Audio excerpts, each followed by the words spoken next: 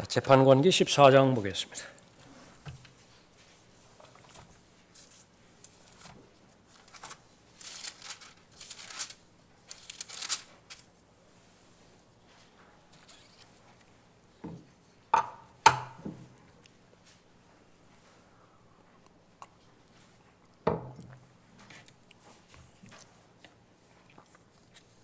마지막 재판관 삼손에 대해서 공부하고 있죠.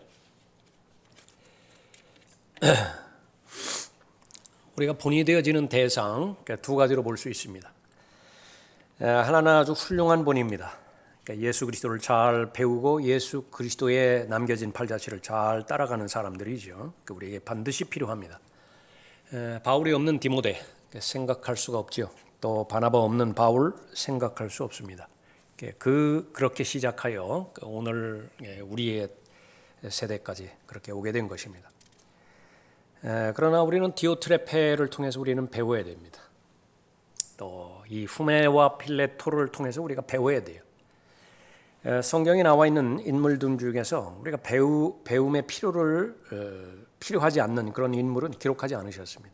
우리의 주변도 마찬가지예요. 우리의 주변에서도 반드시 배워야 될 대상들을 하나님께서 섭리 가운데 인도해 주시는 것인데 그 기준은 바로 성경적 기준이겠죠. 하나님의 말씀대로 그 사람의 생애를 살펴보면 살펴볼수록 뒤를 따라가면 따라갈수록 더욱더 은혜의 진리와 동행하는데 도움이 되잖아요. 그러면 더욱더 가까이 하는 것이 잘 배우는 것입니다. 반면에 다른 부분에 있어서는 성경의 기준을 우리가 가지고 있으니까 그 성경의 기준에 맞게 우리가 잘 배워가면 되는 것입니다. 삼손은 후자예요. 불행하게도 저런 사람이 되어서는 안 되겠다. 죄에 대해서 하나님의 심판에 대해서 경고했는데 그 경고는 마침내 이루어지고 말더라. 자신의 생각과는 다르게 반드시 이루어지더라. 그러니까 그것을 우리는 배워야 되죠. 삼손 우리에게 주는 교훈은요. 하나님의 귀한 것들을 경멸해서는 안 된다라고 하는 교훈이죠. 가볍게 넘기는 것. 그런데 왜 그렇게 된 것이냐 그러면 자기 부인하지 않기 때문에 그렇습니다. 이것은 아주 치명적이에요. 하나님의 고귀한 것들, 하나님의 영적인 복을 담기 위해서는 준비가 되어 있어야 하는데 그 준비되지 못하게 만드는 것이 자아중심입니다. 자기 욕심이에요. 자기 욕망이에요.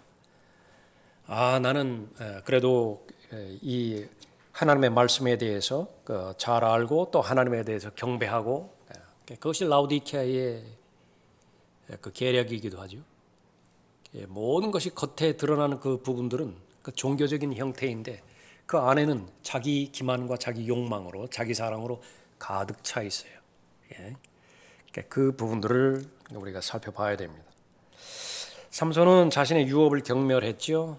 이번 14장에서는요. 이 또 삼손은 특히 관계를 경멸합니다. 정말로 그 자신의 그 소중한 자산, 그리스도인에게서의 간증은 관계예요, 관계. 하나님과 나와의 관계.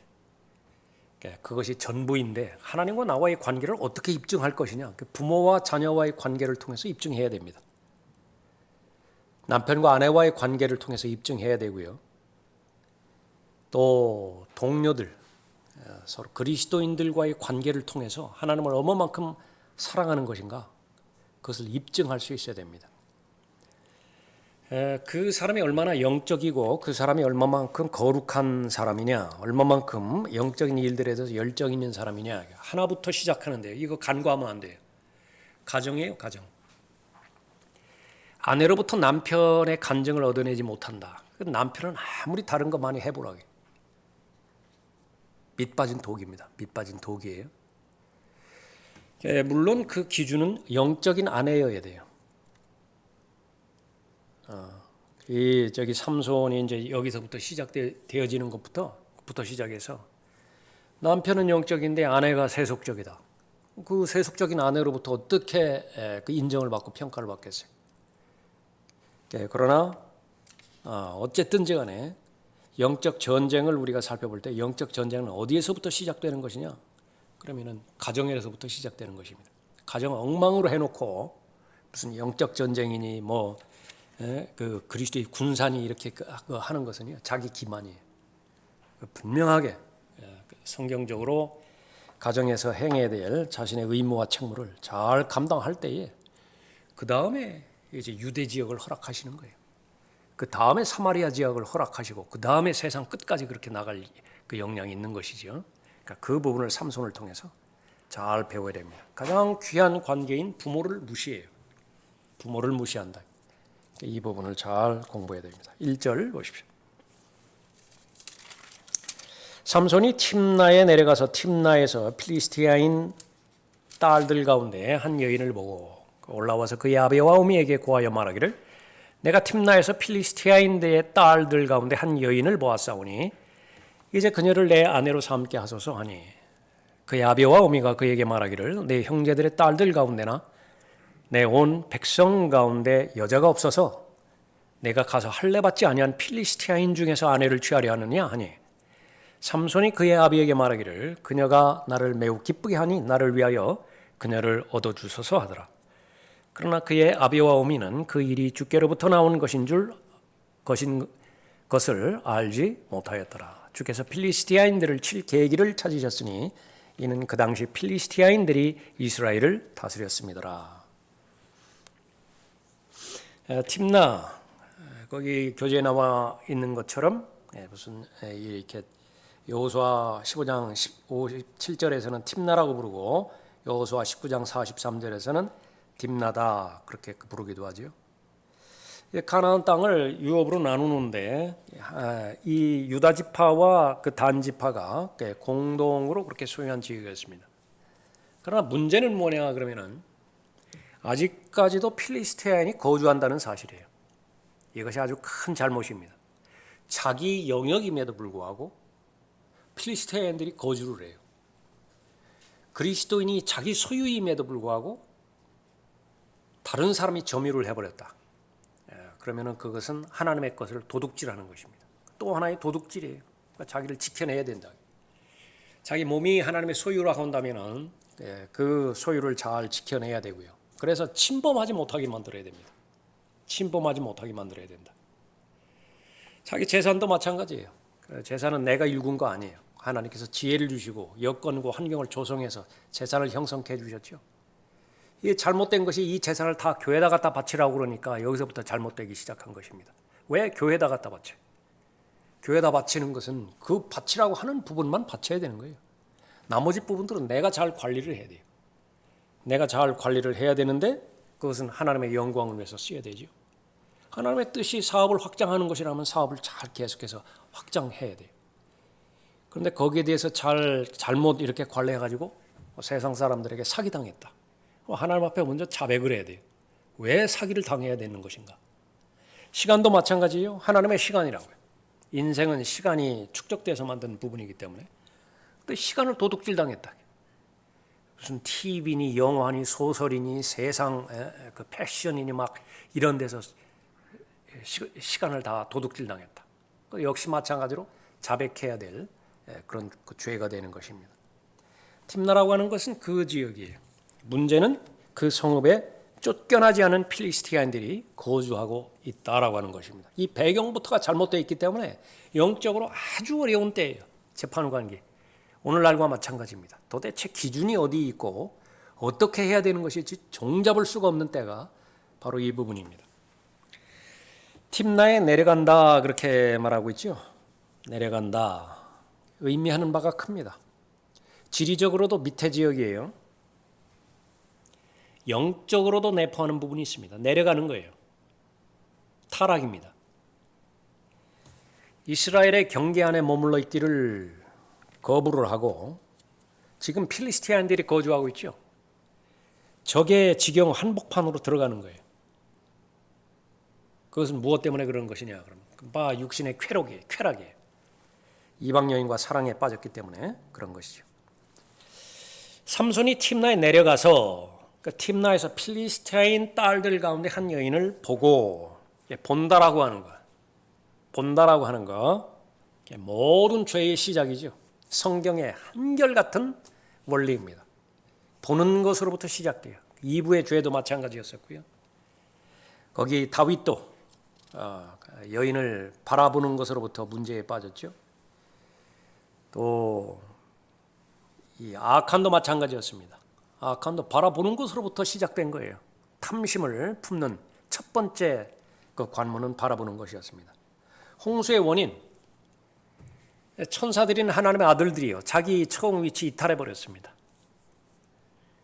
이 지구로 내려왔을 때 무엇을 봤느냐? 사람의 딸들을 보았어요. 섞이지 못할 육체거든요. 함께 하지 못할 육체라고요. 근데 그 죄를 어디서부터 시작되느냐면 보는 것으로부터 시작된 것이죠. 예수님께서는 이 본질을 파악하셨습니다. 간음의 그 죄는 어디서부터 시작되는 것이냐? 둘이 함께 죄를 그 범하는 이 형법이나 민법에서 말하는 그런 그 법을 말하는 것이 아니라 어디서부터 시작되는 것이냐? 음욕을 품는 상태부터 시작되는 거예요. 어디를 바라보느냐? 여자를 바라봤죠. 여자를 바라보고 음욕이 스쳐 지나갈 수 있어요. 거기까지는 죄가 아니에요. 그러나 그 스쳐가는 생각을 잡은 거예요, 본인이. 그래서 음욕을 품고 여자를 바라보는 자는 누구나 그의 마음으로 이미 간음하였느냐라 그렇게 안 했어요. 그녀와 더불어 간음하였다 그렇게 말했어요. 공동 책임입니다. 그래서 이 부분에 대한 수준을 결코 낮춰서는 안 돼요. 그리스도인들은 남자든 여자든지 간에 결코 낮춰서는 안 된다. 요즘에 그 말하는 몇 번 말씀드렸습니다만 섹시하다라고 하는 말이에요. 이거는 창녀와 똑같다는 말이에요. 몇십 년 전만 하더라도 그 말이 통용되는 것은 섹시하다 그 말은 창녀다 그 말이에요. 근데 그 말을 듣고 싶어서 안다를 한다. 남자든 여자든 가리지 않고. 그러니까 세상은 그렇게 돌아가라고 하라 그 말이에요. 그러나 그리스도인은 그렇게 돼서는 안 되는 것입니다. 잠언에 나오죠. 잠언은 타국 여인의 아름다움을 조차 음욕을 품지 말라고 말한다. 잠언 6장에서 아주 너무 많이 강조하는 것입니다. 왜 그러냐면 그런 육신적인 아름다움은 헛된 것이기 때문이라. 잠언 31장 30절에 나오죠. 젊은이들이 아내감으로 원하는 여인은 모든 남자들의 넋을 잃게 하고 침을 흘리게 하는 슈퍼모델이 아니다. 제일 중요한 것은 영적인 아름다움입니다. 영적으로 잘 단장된 아름다움이죠. 그러면서 모습도 아름다움은 금상첨화예요. 너무 좋아요. 그러나 우선순위가 바뀌어져서는 안 된다. 우선순위는 항상 영적인 아름다움이에요. 우리 자매들은 항상 물어봐야 돼요. 저 청년이 나한테 관심을 갖는 것인데 나한테 매력을 느꼈기 때문에 관심을 갖는 것이거든요. 어떤 매력을 느꼈기에 나한테 다가오는 것인가? 물어서요. 답을 얻어야 돼요. 내가 영적인 아름다움 또 영적인 매력이 그렇게 끌려서 나한테 먼저 다가왔구나. 교제하세요. 교제하시라고. 그러나 그것이 발견이 안 된다. 그러면은 성경적 기준으로 돌아가야 되는 것입니다. 삼손의 그 경우를 되풀이해서는 안 되는 것이죠. 잠언 31장 30절 말씀이죠. 호의도 거짓되고 아름다움도 헛되나 주를 두려워하는 여인은 칭찬을 받으리라. 필요하는 대상은 주를 두려워하는 여인이에요. 이 주를 두려워하는 여인은요, 모든 사람으로부터 칭찬을 받습니다. 마치 예수 그리스도께서 사람들과 하나님 앞에 그렇게 칭찬을 그렇게 받으면서 그렇게 자라가듯이 말이죠. 사무엘도 그랬죠. 이 부분이 원리예요. 원래. 그래서 남자와 여자가 만나서 이렇게 교제하고 결혼하고 이제 시간이 이렇게 지나잖아요. 그럼 이렇게 육신적인 육체에 해당되어진 매력은요 반드시 바닥이 나게 돼 있어요. 그거는 그치게 돼 있다고요. 뇌 구조가 그래요. 그것은 다만 1년 동안 유지될 거냐 3년 동안 유지될 것이냐 그것만 다를 뿐이에요.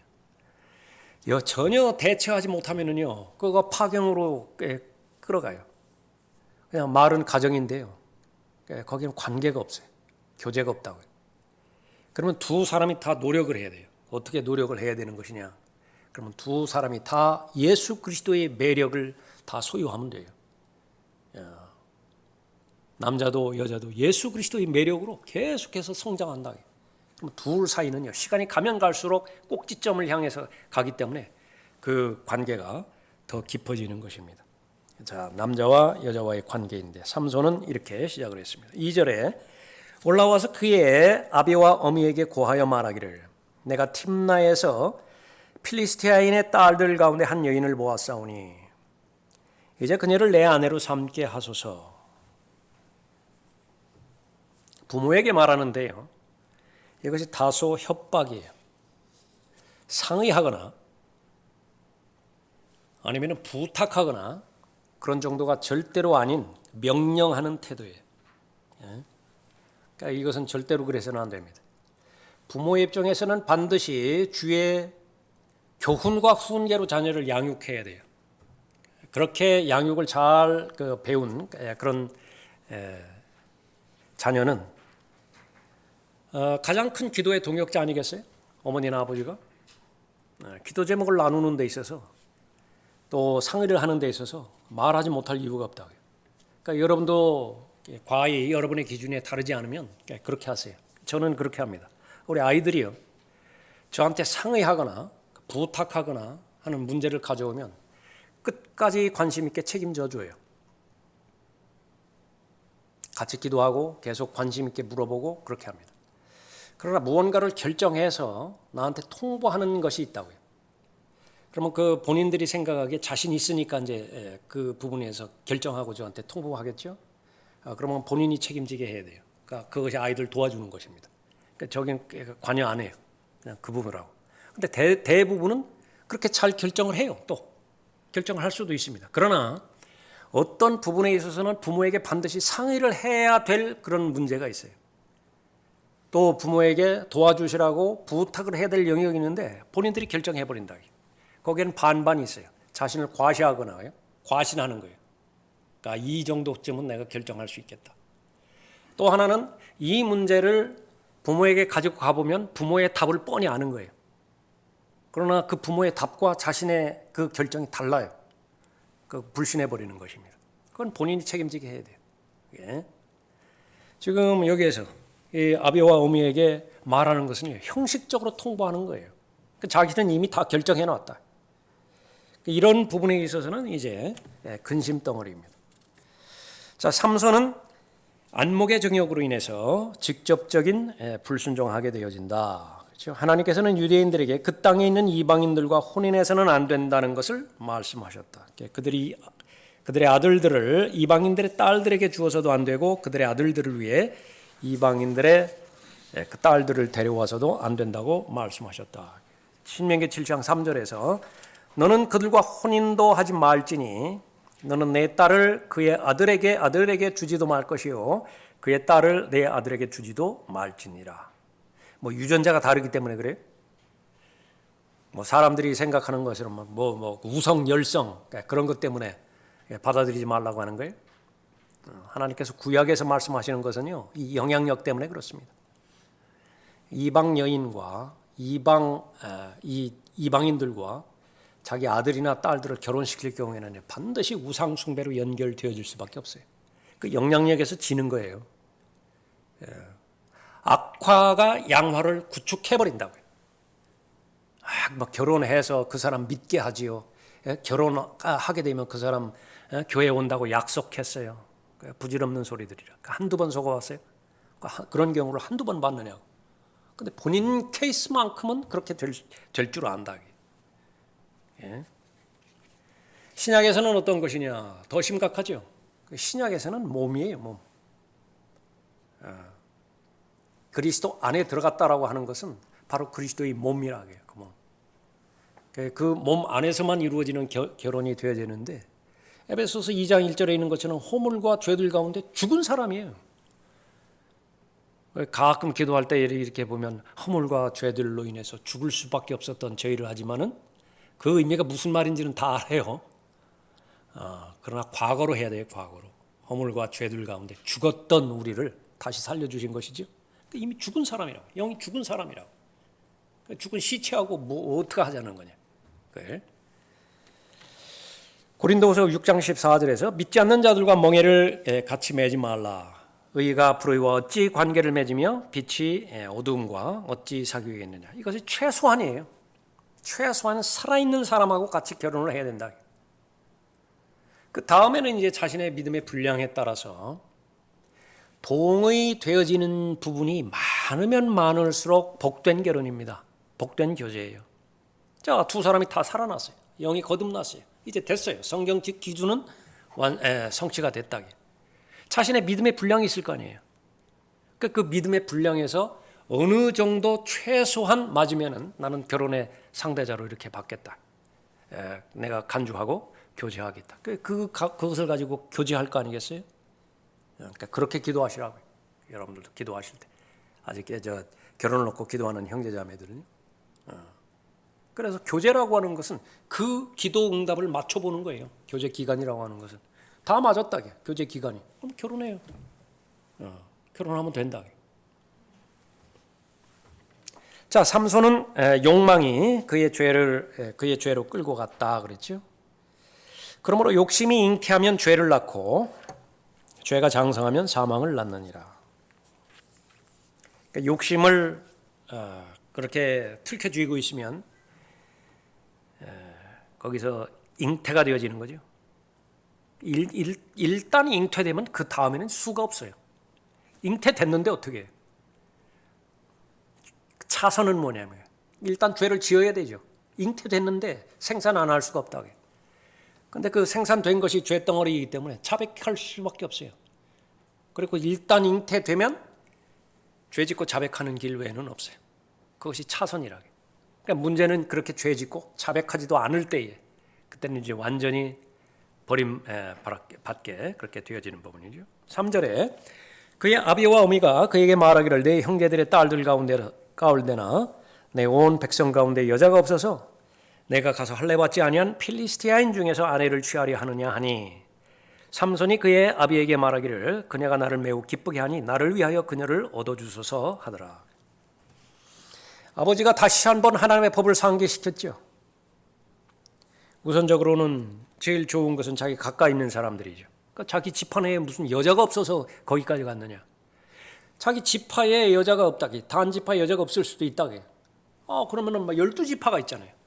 그 가운데서도 여자가 없더냐 그 말. 그래서 필리스타인 이방 지역까지 경계를 그렇게 나가야 되는 것이냐. 그렇게 상기해 주었음에도 불구하고 이 삼손은 원인을 하나밖에 제시하지 못하는 거죠. 나를 기쁘게 한다. 사랑의 대상이다. 내가 사랑의 대상을 이제야 발견했다. 그것을 무너뜨릴 방법이 없어요. 그렇기 때문에 허락해달라 그렇게 말하는 거죠. 나를 위하여 그녀를 얻어주소서.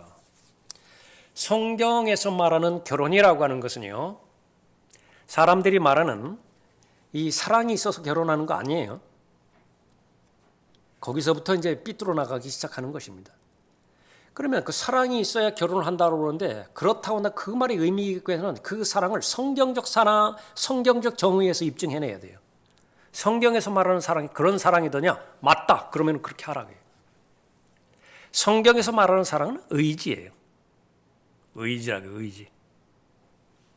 그러니까 그 부분을 우리가 잘 확립시킬 수 있어야 됩니다. 그러면 그 다음부터 이제 하나님께서 필요하는 모든 정서라든지 감정이라든지 그런 다른 부수적인 요소들을 그렇게 주시는 것입니다. 이 부분에서는 완전히 잘못됐죠. 분명히 하나님의 법을 다시 한번 반복했지만은 무시했다. 부모를 무시했다. 그것은 주 안에 있는 부모를 무시한 것을 말하는 거죠. 삼손의 부모는 무시당한 것입니다. 고린도전서 15장 33절에서 악한 사귐은 좋은 행실을 부패시키느니라. 잠언 13장 20절에서 현명한 사람과 동행하는 자는 지혜롭게 될 것이나 어리석은 자들의 친구는 멸망하리라. 근데 다 친구라고 볼 수 있어요. 현명한 친구도 있고요. 어리석은 친구도 있다. 근데 다 내가 좋아요. 그럴 때 기준은 탕자를 생각해 보면 됩니다.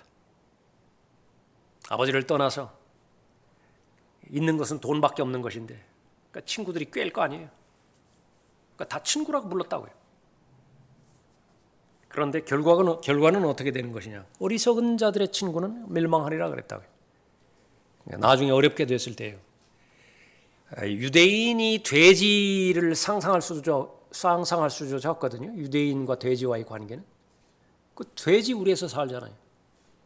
그 돼지가 먹는 그 먹이를 주워 먹고 그렇게 된다. 끝까지 갔다 그 말이에요. 바닥을 쳤다. 그럼에도 불구하고 친구가 없어요. 그것을 또 연결해 주는 거죠. 4절에 그러나 그의 아비와 어미는 그 일이 주께로부터 나온 것을 알지 못하였더라. 주께서 필리스티아인들을 칠 계기를 찾으셨으니 이는 그 당시 필리스티아인들이 이스라엘을 다스렸습니다. 아주 어려운 말씀이면서 중요한 말씀이에요. 이 부분이. 성경의 결론은 무엇이냐 그러면 그 일이라고 하는 것은 3절까지의 일이에요. 삼손이 경계를 넘어서 결혼해서는 안 되는 필리스티안 이방 여인에게 들어가서 그 이방 여인과의 결혼을 그렇게 하는 거예요. 그 일이 그 말이에요. 그 일이 주께로부터 나왔다. 하나님의 인도하심 가운데서 그렇게 나왔다는 말이거든요. 근데 지금까지 우리가 다 살펴봤을 때 하나님께서는 절대 그 많은 내용 아니에요. 이방인들에게 딸도 주지 말고 며느리도 받아들이지 말라라고 그렇게 여러 번 반복하셨는데 그 일이 주께로부터 나왔다. 그래서 이 부분에 있어서도 우리는 하나님의 두 가지 뜻을 분별할 수 있어야 됩니다. 하나는 하나님의 허용하신 뜻, permissive will. 또 하나는 하나님의 직접적인 뜻, directive will. 제일 좋은 것은 하나부터 열까지 하나님의 직접적인 뜻 가운데 머물러 있으면 제일 좋아요. 하나님의 직접적인 뜻이라고 하는 것은 성경에 다 나와 있어요. 믿지 않는 자와 멍해를 하지 말라. 하나님의 직접적인 뜻이에요. 그런데 고집부리죠. 고집부린다고요. 하나님께서 허용하세요. 하라고, 그렇게 하라고. 네. 그런 부분들은 다양합니다. 죄와 관련된 부분도 있고 죄와 관련되지 않은 부분도 있어요. 사도 바울이 예루살렘에 가는 것은 하나님의 뜻이 아니었어요. 그러니까 여러 번 경고했다고요. 거기에 올라가지 말라고.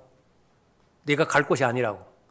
그러나 바울은 동료의 구원에 대해서 열정이 불길이 불타올랐기 때문에 하나님께서 그것이 금하신 것을 알면서도 예루살렘에 갔어요. 하나님께서 허용하셨다고요. 그 마음을 받으셔서 허용하셨어요. 하나님의 permissive will, 허용하신 뜻입니다. 그 결과는 어떻게 되느냐? 감옥에 있을 필요가 없는데 감옥에서 수년간 보내게 되는 거예요. 바울이 손해라고요. 근데 예루살렘에 가서 허튼 짓이 한 것이 아니라 복음 전파했거든요. 사람들이 구원받았거든요. 그러니까 그것은 직접적인 죄와는 상관이 없어요. 그러나 이 부분은 이제 죄와 상관이 있는 부분입니다. 하나님의 큰 뜻은 무엇이냐면 이스라엘 전체 나라하고 이스라엘을 둘러싸고 있는 이방인의 환경, 거기에 대해서 지금 관심을 가지고 있다고요. 이방인들로부터 이스라엘을 구출해내는 것이 하나님의 뜻이에요. 그런데 하나님께서 찾아봤을 때요, 하나님의 직접적인 뜻을 실행할 수 있는 사람이 발견되면 안 돼요. 발견이 안 된다고요. 그럼 하나님께서는 어떤 사람을 그 다음에 봤더니요, 그 삼손이 그 역할을 해야 되는 것인데, 그러니까 삼손이 정상적인 방법을 통해서는 하나님의 직접적인 뜻을 수행할 수 없는 것입니다. 그러니까 삼손의 고집을 활용하시는 거예요. 삼손의 욕망을 활용하시는 것이라고요. 그렇게 해서 필리스티안 여인과 혼인 관계를 맺고 그렇게 해서 이제 서로 원수가 되어져 버리죠. 이 삼손이 아주 분노해가지고서 필리스티안들을 다 죽여버리죠. 그 방법을 통해서도 하나님께서 구출해 주시는 것이라 그 부분을 말하는 것입니다. 그러나 마지막 부분이 중요한 거예요. 그 다음 페이지 보십시오. 3페이지. 삼손이 행한 일을 하나님께서 승인하지 않으셨다는 것은 삼손의 아내와 장인이 살해되었다는 사실을 통해서 명백하게 알 수 있다. 아내 죽지요? 장인도 죽어버리죠. 그런데 삼손도 자살해요, 나중에. 그러니까 이런 것들을 봐서 하나님의 직접적인 뜻은 아니다. 그러나 하나님께서 허용하셨기 때문에 삼손을 활용하셨죠. 비록 하나님께서 그 잘못을 하나님의 목적을 위해서 사용하였다 하더라도 자신이 잘못 행한 일에 대해서 벌을 받은 것이다. 이것을 이제 두려워해야 돼요. 하나님께서 허용하신다 해서 일이 제대로 돌아가더라고요. 분명히 내가 아는 성경 지식과 성경 기준을 통해서는 해서는 안 되는 일이에요. 근데 욕심이 그것을 감당하지 못하거든요. 그러니까 욕심을 포기하는 것 대신에 하나님의 말씀의 기준을 포기해버렸어요. 거기서 진전해 나간다. 잘 되더라고 말이에요. 잘 되더라. 그러니까 조심해야 될 때예요. 잘 되는 게 아니에요. 그것이. 결국은 공의로우신 하나님께서는 반드시 이 올바른 것과 잘못된 것에 대해서는 판단을 하신다라고 하는 사실을 보는 것입니다. 자, 5절부터 9절까지 이렇게 보면은요. 그다음에 이제 삼손이 자신의 부모를 무시했으니까 이제 부모의 영향력은 없어요. 그 좋은 부모의 영향력을 도움받을 수 있는 길을 스스로 차단해 버린 것입니다. 얼마나 어리석은 짓이에요. 그 다음에는 이제 자신의 몸을 망치는 일만 남았습니다. 근데 자신의 몸이 자기 거 아니에요. 그 날 때부터 나실인이라고 그렇게 하나님께서 선택해 주셨다. 하나님 소유예요. 하나님 소유인데 자신의 몸을 망치는 것입니다. 앞으로 계속되어지는 그 부분들은 그렇다고요. 그리스도인은 자해하면 안 돼요. 자해. 이 삼손처럼 자살해서도 안 되고요. 예. 영적인 자해, 그 분별력을 잃어버리면은요, 무슨 의미가 없어요. 살아있는 의미가 없어요. 나에게는 새 사람이 있고 옛 사람이 있어요. 하나가 죽어야 하나가 산다고요. 그건 하나님께서 제일 진작부터 구원받은 처음부터 알려주신 진리예요. 하나가 죽어야 하나는 살아요. 그러니까 둘 다 살 수는 없어요. 예? 그런데 진짜 나는 누구냐 그러면은 바로 예수 그리스도의 성품을 그대로 지닌 속사람이라고 말씀하셨거든요. 새 사람이라고 말했거든요. 어찌하여 죽으려고 하느냐? 살라. 하나님의 명령이라고요. 그런데 자꾸 죽으려고 해요. 어떻게 하면 죽는 것입니까? 그러니까 옛사람에게 계속 먹이를 갖다 주는 거예요. 옛사람에게. 계속해서 음욕을 갖다 주기도 하고 육신의 정욕 갖다 주기도 하고 생의 자랑, 세상을 부러워하고 세상을 사랑하는 그 마음들을 계속 던져준다. 그러면 던져주는 즉시로 계속 먹는 거예요. 먹고 무럭무럭 자라는 거죠. 그러면 속 사람은 숨을 쉴 수가 없어요. 질식사한다. 질식사. 자해하는 것입니다. 그거는 나중에 연결되는 것은 영적 자살하고도 연결이 되어지는 것이에요. 삼손을 통해서 그것을 배워야 돼요. 좋은 하나님의 영향력 스스로 차단해버렸죠. 관계로부터 오는 좋은 영향력들, 죄 때문에, 죄를 사랑하는 것 때문에 스스로 고의적으로 차단해버렸죠. 그러니까 본인은 혼자만 남았다. 혼자만 남는 것은 이제 자신의 몸을 무시하는 것이고, 하나님의 법에 따르면 그것은 하나님의 심판과 죽음밖에 기다리고 있는 것이 없다라고 하는 거죠. 5절 보십시오. 그때에 삼손과 그의 아비와 어미가 팀나로 내려가서 팀나의 포도원에 이르렀는데 보라 젊은 사자 한 마리가 그를 향하여 으르렁거리리라더라. 주의 영이 그에게 강하게 임하니 그의 손에 아무것도 가지지 아니하였으나 그가 그 사자를 새끼 염소 찢듯이 찢고 그가 행한 일을 그의 아비나 어미에게 말하지 아니하였더라. 그가 내려가서 그 여자와 이야기하니 그녀가 삼손을 매우 기쁘게 하더라. 얼마 후에 그가 그녀를 취하려고 다시 가다가 그 사자의 시체를 보려고 옆길로 돌아섰더니 보라 그 사자의 시체에 벌떼와 꿀이 있는지라. 그가 손으로 그것을 집어먹으면서 길을 가다 그의 아비와 어미에게 이르러 그들에게 주었더니 그들도 먹더라.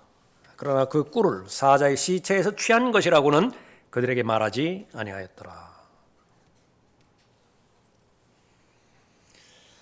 자, 이 당시에 그 결혼을 부모가 주관을 하지요. 오늘도 마찬가지입니다. 오늘날도 영적인 가정 이룰 때에 그것이 하나님의 기준에 그렇게 순응하는 대로고 한다면 그 결혼하기 전까지는요 부모가 결혼을 주관하면 좋아요. 뭐 그것을 마다할 자녀가 없다 그 말이에요. 이 삼손의 부모는 역시 마찬가지로 이 결혼을 주관하기 위해서 팀나로 그렇게 내려갑니다. 약혼과 결혼 기간 사이에 몇 개월의 시간차가 있죠. 그것은 필리스티아인도 마찬가지였고 유대인들도 마찬가지였습니다. 그래서 몇 번 계속 드나들어요. 팀나로 갔다가 자기 집으로 갔다가 다시 팀나로 들어갔다가, 처음에는 약혼 관계 때문에 팀나로 내려갔다가 다시 이제 삼손이 집으로 가죠. 그랬을 때 사자를 한번 죽였다고요. 그 다음에 몇 개월이 지났죠. 그 다음에 이제 결혼을 위해서 다시 한번 여자를 데려오기 위해서, 여자를 취하기 위해서 다시 데려가는데, 시간이 지났으니까 이제 죽은 사자가 썩었을 거 아니겠어요? 그러니까 그 얘기라 지금 본문 말씀이. 근데 처음에 팀나에 어디에 이르렀느냐 그러면 포도원에 이르렀다. 이 부분부터 아주 이제 불길한 것입니다. 죄가 본격적으로 드러나기 시작하는 것입니다. 포도원, 중심이 포도죠. 나실인 그러면 포도에 대해서는요, 그런 말씀은 없지만 냄새도 맡지 말라라고 그렇게까지 강조하셨어요. 포도에 대해서는 전혀 관계가 없는 사람이 나실인인데 포도원에 지금 가까이 있다고 해요. 물론 포도주 먹은 거 아니에요. 포도 그렇게 먹은 그런 그 부분도 없다고 해요. 그러나 여기에서 암시하는 것은 왜 가까이 있느냐고 말해요. 선과 악을 알게 하는 지식의 나무, 그거 먹지 말라고 금지했는데 수많은 나무가 있을 텐데 왜 거기 가장 가까이 있었느냐고 말해요. 거리상으로 가장 가까이 있었느냐. 이 부분은 바로 육신적인 그리스도인의 상태를 그대로 말해주는 것인데, 그 육신적인 상태의 그리스도인은 뭐냐 그러면요, 기회가 주어지지 않아서 그렇지, 기회가 주어지면 죄를 지을 수 있는 상태예요. 그것은 우리가 죄가 어디에서부터 시작되느냐 알기 때문에 이미 죄를 지은 상태죠. 왜 그렇습니까? 마음에서는 죄 지을 준비가 돼 있어요. 근데 지금 환경이 안 따라준다고 말해요. 환경이. 마치 오늘날과 같이, 오늘날은 어디 가기만 하면 다 죄 지을 것이죠. 보는 것이 다 죄의 대상이에요. 그러나 몇십 년 전만 하더라도, 4, 50년 전만 한다 하더라도 죄 지을 수 있는 환경이 그렇게 많지 않았다. 그러나 오늘날하고는 그렇게 다른 것이죠. 그러면은 이 육신적인 그리스도인의 그 상태는 뭐냐 그러면 하나님의 기준이 있다고요. 하나님의 기준이 있으면 하나님의 기준 이편에서는 올바른 상태예요. 하나님의 기준 저편에서는 잘못된 상태예요. 그럼 길을 쓰고 잘못된 상태 가장 가까이까지 가는 거예요. 벼랑 끝까지 가는 것이라고요.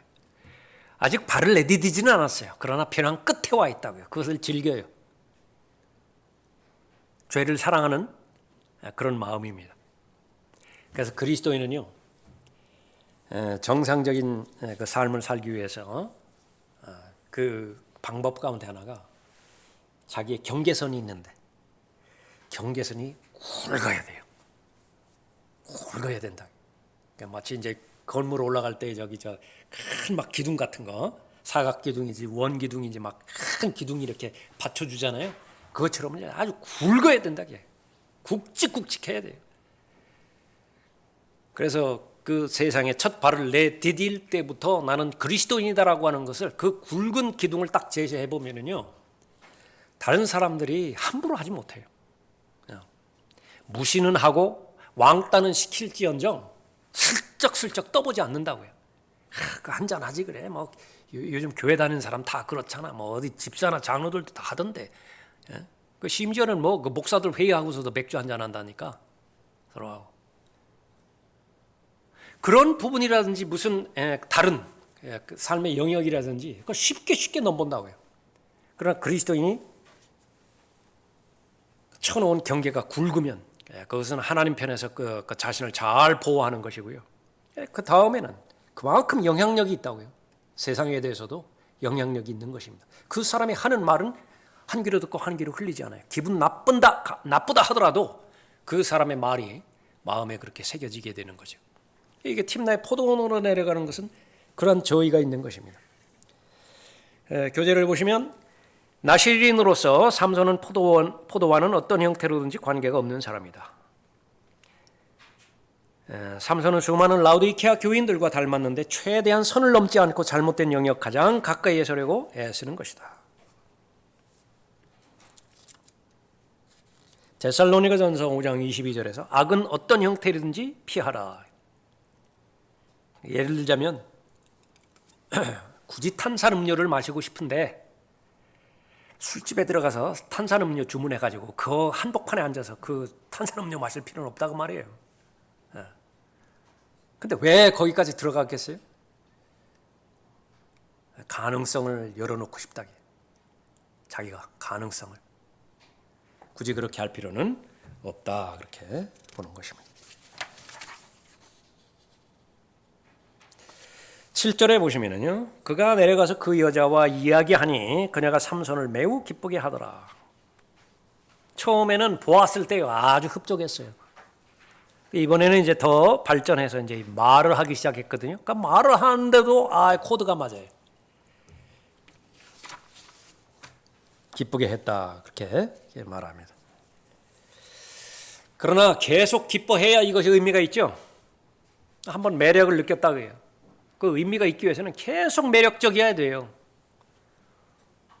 그런데 얼마 가지도 않아서 이 14장 끝에 가서는요. 죽여버린다고요. 더 이상 그 여인으로 인해서 기뻐하지 않아요.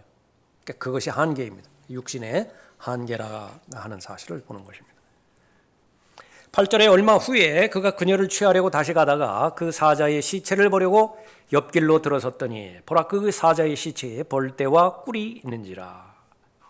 아까 조금 전에 살펴봤었죠. 얼마 후에라고 하는 것은 결혼을 위해서 몇 달 후에 다시 돌아왔는데 그때 시간이 지나서 이제 사자의 시체가 이제 썩었죠.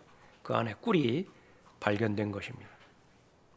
사자를 죽이는 것, 그것은 비록 사자의 시체가 있다, 시체에 손을 댔다 하더라도 처음에는 바로 성결을 더럽히는 것과 관계가 없습니다.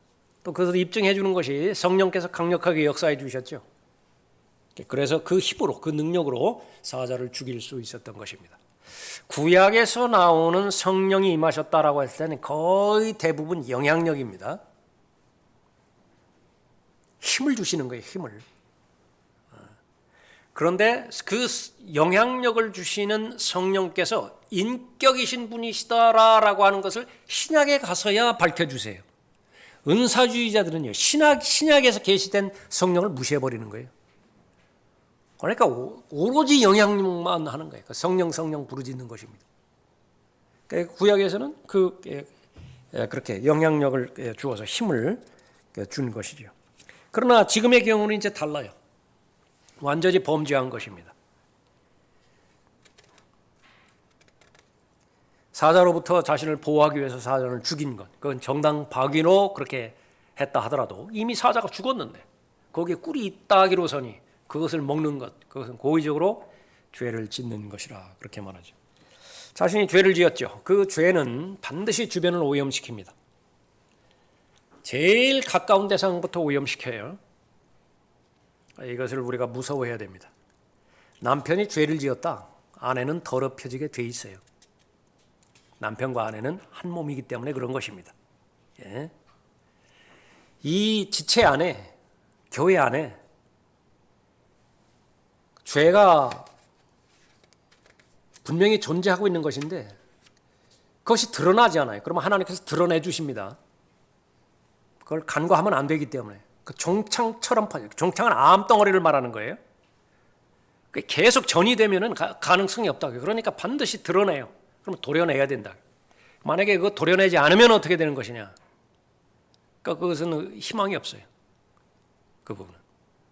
그러니까 제일 먼저 알아야 되는 것은 죄를 지었다 그러면 내 손에서 끝나는 건 없어요. 그것은 다 전염되게 돼 있습니다. 가까운 사람부터 전염시키는 거예요.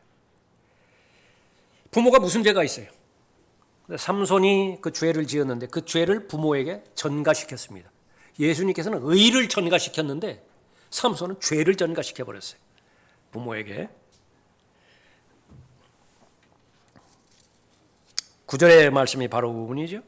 그가 손으로 그것을 집어먹으면서 길을 가다 그의 아비와 어미에게 이르러 그들에게 주었더니 그들도 먹더라. 그러나 그 꿀을 사자의 시체에서 취한 것이라고는 그들에게 말하지 아니하였더라. 10절부터 14절까지.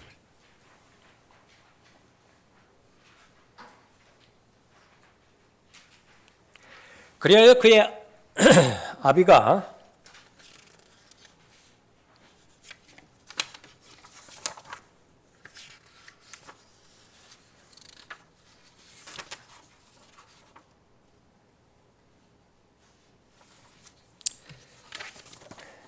절부터 끝까지 하면 제가 쫓길 것 같습니다.